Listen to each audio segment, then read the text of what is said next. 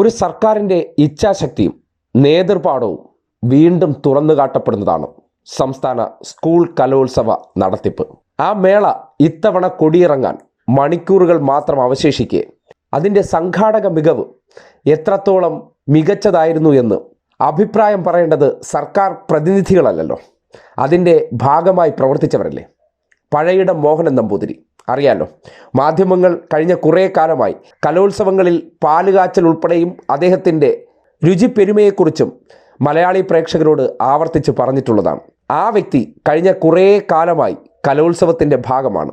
അദ്ദേഹം ഇത്തവണ മേള കൊടിയിറങ്ങേണ്ട സമയത്തോടടുക്കുമ്പോൾ നടത്തിപ്പിനെ സംബന്ധിച്ച് പറഞ്ഞ ഒരു അഭിപ്രായം നിങ്ങൾ കേൾക്കണം. ഒരു തരത്തിലുള്ള ബുദ്ധിമുട്ട് ഇത്തവണ ഉണ്ടായില്ലെന്ന്. ഇത്തവണ വളരെ നീറ്റ്, വിവാദങ്ങളില്ല, വളരെ കൃത്യമായ സ്ഥലം, വളരെ ഹൈജീനിക് ആയിട്ടുള്ള സ്പേസ്, അടുക്കള ഇഷ്ടം പോലെ ഭക്ഷണം കഴിക്കാൻ ഏറ്റവും വലിയ ക്വാളിറ്റി അതാണ്. കിച്ചൺ വളരെ ഹൈജീൻ ആയിട്ട് മെയിൻറ്റെയിൻ ചെയ്യാൻ പറ്റുന്നുണ്ടെന്നുള്ളത്. ഒരിക്കലും ഇതിപ്പോ 8 ദിവസമായ കിച്ചൺ ഞങ്ങള് ഇതിപ്പോ എന്റെ 2000 സ്കൂൾ കലോത്സവത്തിന് പാചകം ചെയ്യാൻ തുടങ്ങി. ഇതെന്റെ 25ാമത് വർഷമാണ്.